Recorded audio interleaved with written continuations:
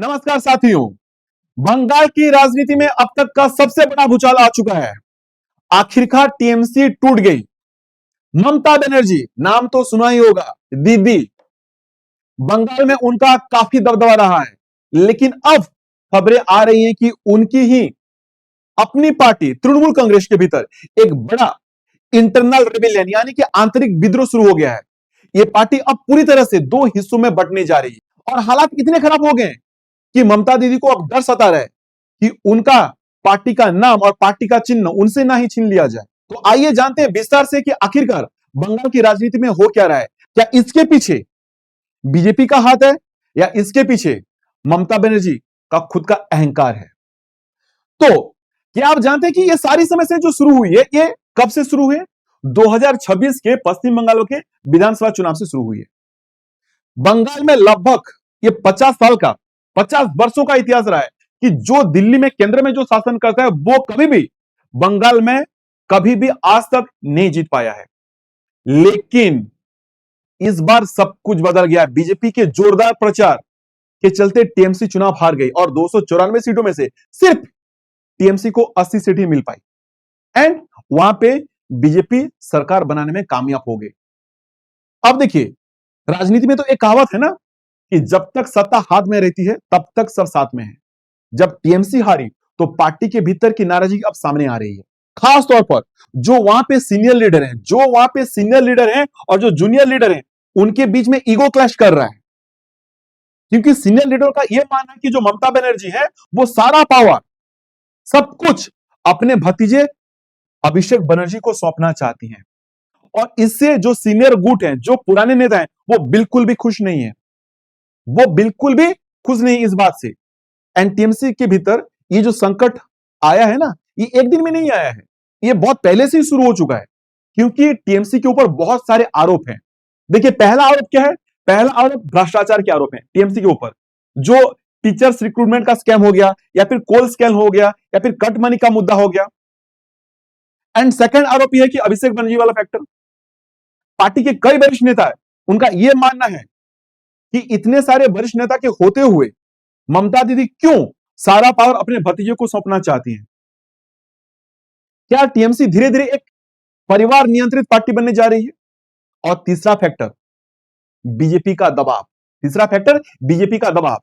क्योंकि बंगाल में बीजेपी पहले से ही मजबूत विपक्षी दल है और टीएमसी के कई विधायक, उनके मन में यह डर सता रहा है कि अगर पार्टी कमजोर पड़ गई तो उनका राजनीतिक कैरियर खतरे में पड़ जाएगा। और इस पॉलिटिकल थ्रिलर के बीच सबसे बड़ा ट्विस्ट आ गया। कौन सा? साइन गेट वाला कांड। क्योंकि चुनाव के बाद टीएमसी ने विधानसभा में जो एलओपी होता है, लीडर ऑफ ऑपोजिशन, यानी कि जो हम क्या कहते हैं उसको, विपक्ष के नेता, उसके लिए एक डॉक्यूमेंट वहां पे सबमिट किया था जिसमें शोभन देव चट्टोपाध्याय का नाम शामिल था। लेकिन अचानक टीएमसी के दो विधायक ऋतुव्रत बनर्जी और संदीपन शाह वो मीडिया के सामने आते हैं और कहते हैं कि भाई ये जो डॉक्यूमेंट में साइन है ये फेक साइन है, फेक सिग्नेचर है, हम लोग तो इसमें साइन किए ही नहीं है। बस अब होना क्या था, ये पूरी बंगाल राजनीति में हलचल मच गई और दीदी इसके ऊपर सख्त कार्रवाई करने लगी। तो पहला काम उन्होंने यह किया कि ममता बनर्जी ने बिना किसी देरी के दोनों विधायकों को पार्टी से निष्कासित कर दिया और यह मामला तो फिलहाल अभी सीआईडी के पास है और अदालत में भी केस चल रहा है। लेकिन दीदी का यह कार्रवाई, ये जो सख्त कार्रवाई दीदी कर रही थी, ये उन पर ही भारी पड़ गई। क्योंकि दीदी ने एक इमरजेंसी मीटिंग बुलाया और जिस इमरजेंसी मीटिंग में लगभग 61 विधायक गायब रहे, वो आए ही नहीं। दीदी का बात कोई भी सुना वहां पे चाहता नहीं था, वो बैठक में शामिल ही नहीं हुए। और इससे ये तो साफ पता चलता है कि दीदी के हाथों से नियंत्रण धीरे धीरे फिसलता जा रहा है। और अब सबसे जो चर्चित विषय है वो आपको याद होगा, ऐसा एक कांड ऑलरेडी महाराष्ट्र में भी हो चुका था जहां एकनाथ शिंदे शिवसेना के कई विधायकों को अपने साथ लेकर अलग हो गए थे और आखिरकार पार्टी का नाम और चुनाव चिन्ह दोनों वो शिवसेना से छीन लिए थे। एंड अब सबके मन में यह भी डर सता रहा है टीएमसी वालों का कि क्या सेम चीज, सेम घटना क्या बंगाल में भी होने जा रही है? क्योंकि बागी गुट के नेता जो रिजू दत्ता है, उनका दावा है कि टीएमसी के करीब 50 विधायक अब एक साथ हैं और वो सीक्रेट मीटिंग भी कर रहे हैं। एंड अब ममता दीदी कहते हैं कि उनके ऊपर तो दल विरोधी कानून लागू होना चाहिए, एंटी डिफेक्शन लॉ। और जिसके तहत क्या होता है ना, जिसके तहत अगर कोई नेता अपनी एमएलए की कुर्सी बनाए रखना चाहता है तो उसके साथ पार्टी के कम से कम 2/3 एमएलए तो होने चाहिए, जो अब हमको फिलहाल दिल्ली में भी देखने के लिए मिला था। और टीएमसी के पास कुल 80 विधायक हैं, इसलिए उन्हें कम से कम 54 विधायक तो जरूरत है। लेकिन बाकी भी जो बागी विधायक हैं उनका यह कहना है कि भाई साहब 54 विधायक से ज्यादा हमारे पास हैं और हम ही असली तृणमूल कांग्रेस हैं, और हमें ही जो जोड़ा घास और फूल है, ये चुनाव चिन्ह और तृणमूल कांग्रेस वाला नाम हमको ही मिलना चाहिए। एंड अभी फिलहाल अब जो खबर आ रही है कि ऋतव्रत बनर्जी को ऑफिशियली ओपोजिशन लीडर यानी कि लीडर ऑफ ओपोजिशन घोषित कर दिया गया है। एंड उनका कहना है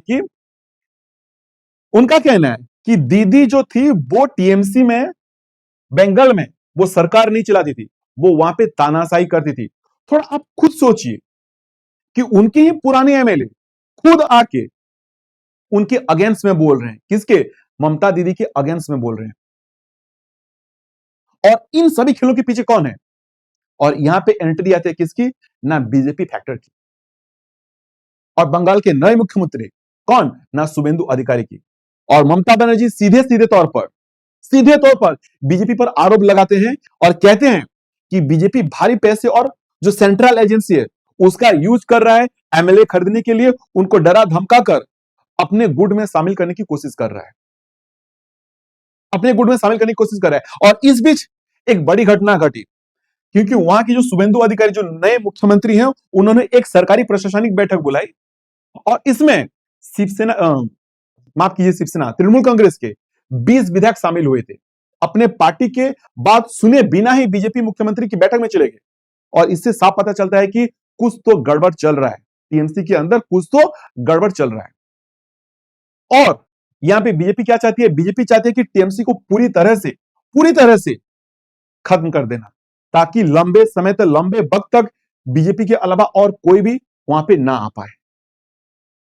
एंड अब इस संकट के बीच दीदी और उनके सबसे भरोसेमंद और पुराने नेता कौन, ना शोभन देव चटर्जी, ये बैठकर एक योजना की तैयारी कर रहे हैं, और जिस के मुताबिक वो सभी कमेटियों को ऑलरेडी भंग कर चुके हैं, जिससे कि जितने भी सारी बागी नेता हैं उनके हाथ से पावर चले जाए।